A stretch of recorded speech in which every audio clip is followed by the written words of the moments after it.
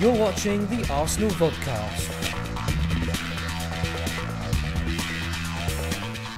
Jack Wilshere says Arsenal showed patience and persistence to book their place in the Carling Cup final. Yeah, I mean, like I said the other day, we needed the first goal and then we thought it'd open up, and we showed that today. We showed good spirit, we fight until the end, and we got 3 goals and we're going to Wembley, so we're delighted. Of course, there was nerves going into the game, and we missed a couple of chances early on, but we knew if we kept plugging away, and Nick just got a great first goal and it opened up.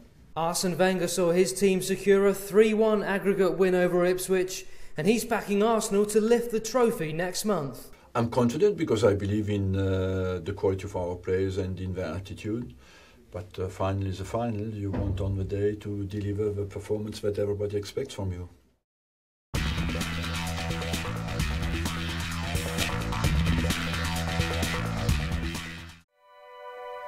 Throughout the season, we'll be heading into the Arsenal Museum and taking a look at some of the most iconic items from club history and the people and eras that surround them.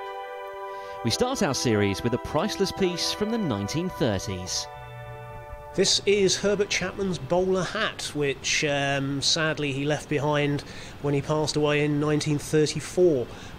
He literally was taken with pneumonia very suddenly, and he was obviously wearing that a few days before.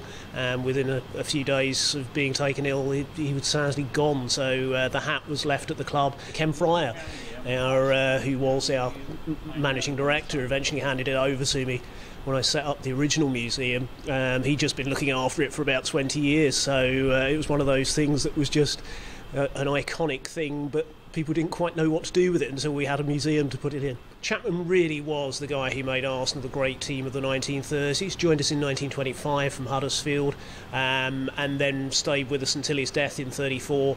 And he actually said when he joined it would take him 5 years to actually win a trophy, which is almost exactly what he did. 5 years, near enough. They won the FA Cup, and obviously he put together a wonderful team.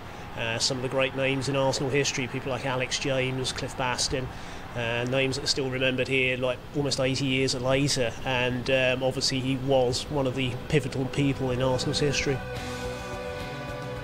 More than just filling up the trophy cabinet, Chapman revolutionised a club that was standing still before his arrival. They were quite good, but what I would now call a kind of middle-of-the-road Premiership type of team. They'd never won a trophy in the best part of 40 years. They'd been to the odd semi-final and had a couple of good years in the leagues, but never really threatened to do anything serious.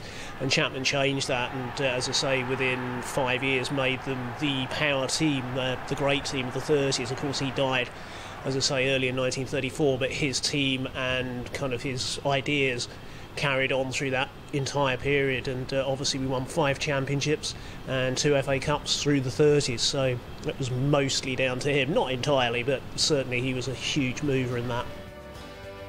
Similar to Arsène Wenger, Chapman put Arsenal on the map with new ideas, new formations, and a group of players who would go on to become icons themselves.